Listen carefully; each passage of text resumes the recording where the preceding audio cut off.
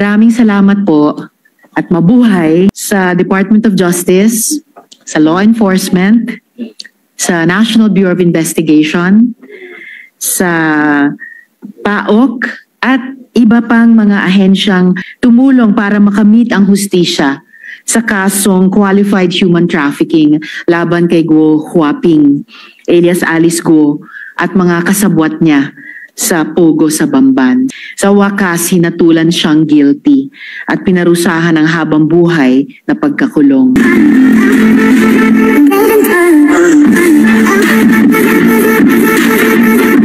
Mr. President, next to interpolate is our distinguished Deputy Majority Leader, Senator Risa Ontiveros. I move that Senator Risa Ontiveros is recognized. Salamat po, Mr. President. Mr. Chair, kung maaari pong makapagtanong ng ilang mga tanong.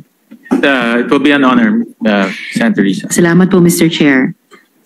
Unang-una na po, maraming salamat po at mabuhay sa Department of Justice, sa Law Enforcement, sa National Bureau of Investigation, sa PAOK at iba pang mga ahensyang tumulong, Bureau of Immigration, tumulong para makamit ang hustisya sa kasong qualified human trafficking laban kay Guo Huaping alias Alice Guo at mga kasabwat niya sa Pogo sa Bamban. Salamat po at mabuhay po sa inyo.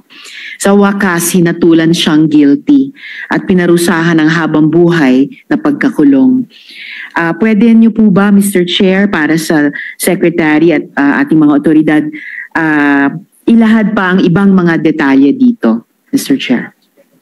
Well, Senator Risa, alam naman ho natin na yung Committee on Women under your leadership, ito po talaga ang nag-pursue nitong kaso ni Guo Huaping aka Alice Guo at yung committee ho ng committee po ninyo na inyong pinamumunuan, ito ho talaga ang nag-drill down sa mga detalye at nagbigay po ng mga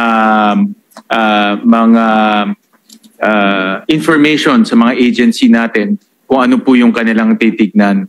At ito po ay isang napakagandang halimbawa ng pagtutulungan ng Senado at ng Executive at ng interagency collaboration ng Executive kasi nagtulong-tulong yung Presidential Anti-Crime Commission, yung NBI, yung Bureau of Immigration, of course, Department of Justice. So ito po yung isang halimbawa ng pag-ahensya ay nagtulong-tulong, nag-collaborate, including the Senate. Maganda po ang magiging resulta. No? So yun po yung nakita ho natin dito. But for the details, let me just get some more details po. Opo, Mr. Chair. Thank you, Mr. President. So Mr. President, ang naging hatol kay Guo Huaping ay qualified human trafficking which is non-bailable. At meron pa ho siyang mga kaso according to the DOJ on the money laundering aspect kasi nga napakalaki pong pera ang pumasok sa sistema ho natin at ginamit niya ito sa pagpapatayo po ng Pogo Hub sa Bamban. Meron pa rin mga cases on forfeiture ng mga assets related to the Bamban Pogo Hub. So yan po ay pinupursue rin ng DOJ at yung graft and corruption. So hindi lang po si Guo Huaping ang tinitignan ng DOJ kundi yung iba pang mga opisyal na nag-connive, no? Dito po sa mga permits na ibinigay po sa Pogo Hub sa Bamban. So ito po yung mga cases na still pending with the courts and also with the DOJ. So in a nutshell, yun po yung mga ano. Salamat po, Mr. Chair. At kaugnay nga po ng forfeiture ng assets, masaya din po ako na kasama sa desisyon ang forfeiture sa gobyerno ng Baofu Compound na nasa 6 na bilyong piso ang halaga at ang chair mismo ang nagkwenta ng ganitong halaga habang sinasagawa po natin ang investigasyon noon. So ang mga lupa, mga gusali na ginamit at nakuha sa paggawa ng krimen ay kumpiskado. At dapat lang naman po, Mr. Chair, hindi pwedeng gagawa ng mali at kikita tapos kanila pa rin. So agad-agad po ba yung magagawa, Mr. Chair? Kahit pa kung sakali magkaroon ng MR o appeal, Mr. Chair? Isa sa mga mahalagang forfeiture Senator Risa ay yung forfeiture ng kanyang iba pang mga assets. If you remember, na-declare na rin siya ng Tarlac Court na hindi ho siya Pilipino at marami ho siyang mga ari-arian na sa pangalan niya, no, as declared in her SALN at yung iba pang hindi naka-declare. So yun rin po ay fino-forfeit ng gobyerno dahil Pilipino lang ang bukod tanging pwedeng bumili at ilagay sa pangalan nila itong mga lupain, no? Pero obviously sa kanya linagay niya sa pangalan niya. So yun naman po ang mga kasong nakapending pa sa DOJ at hinahabol rin ng gobyerno. So, at magkaroon man ng motion for reconsideration o appeal, gaano po katagal bago ma-forfeit nga yung mga tinukoy na assets in favor of government, Mr. Chair?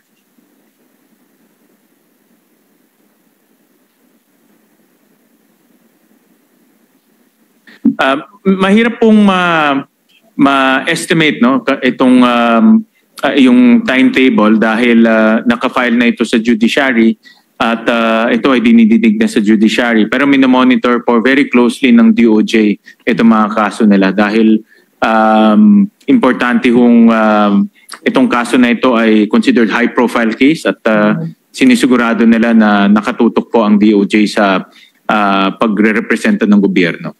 Salamat, Mr. Chair. At salamat sa patuloy na pag-monitor din ng ating mga otoridad dun sa progress, dun sa pag-forfeit at pagpapasakamay ng gobyerno ng mga tinukoy na assets. Dahil maalala po natin sa isang probisyon ng ipinasa nating AFASA law at pati po yung isang probisyon na isinama po natin sa kapapasalamang na Anti-Pogo Act ay meron dong prinsipyo at may provision tungkol sa paggamit din ng gobyerno nung ilang bahagi ng mga assets na iyon alang-alang sa rehabilitation ng mga victim survivors. So maganda pong consistent din sa prinsipyo ng restorative justice na naka-embed dun sa marami-raming mga batas na isinusulong o ipinatutupad sa ilalim din ng pagmomonitor din ng DOJ, Mr. Chair.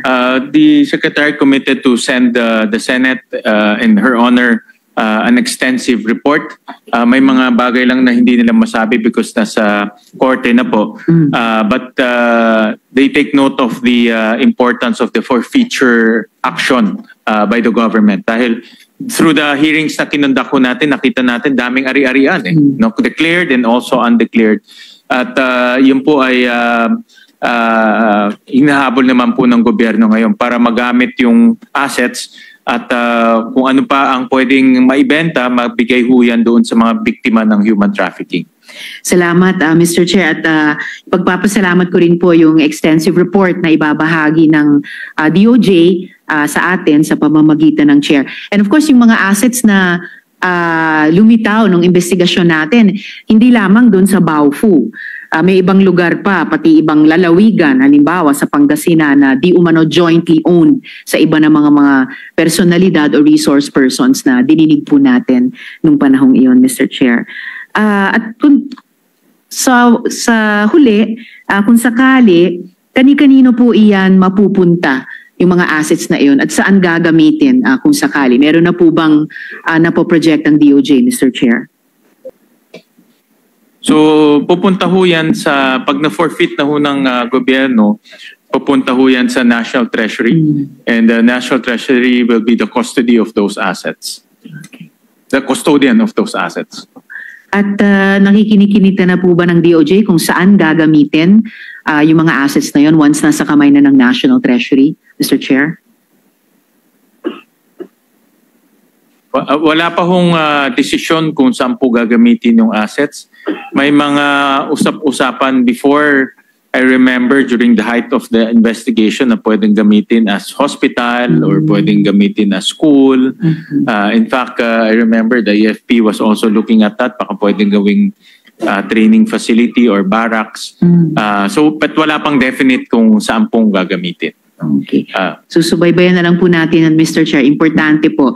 At kung pati bukod sa mga ospital, mga eskwelahan, napaka-importante din po natin sa sa atin dito sa Senado ngayong budget plenaries. Kung training facility din, I think importante din dahil naalala ko po kaya po natin sinimulan tignan din yung possible espionage angle nung Pogo sa Bamban ay dahil sinabi po ng ating mga authorities noon na meron silang natanggap ng mga impormasyon na kanilang iniimbestiga kung listening post din ba daw ng ibang bansa ang Baofu at dun ba daw nagmula ang ilang mga cyber attacks, hacking attempts ng isang dayuhang bansa laban sa mga government websites natin, Mr. Chair.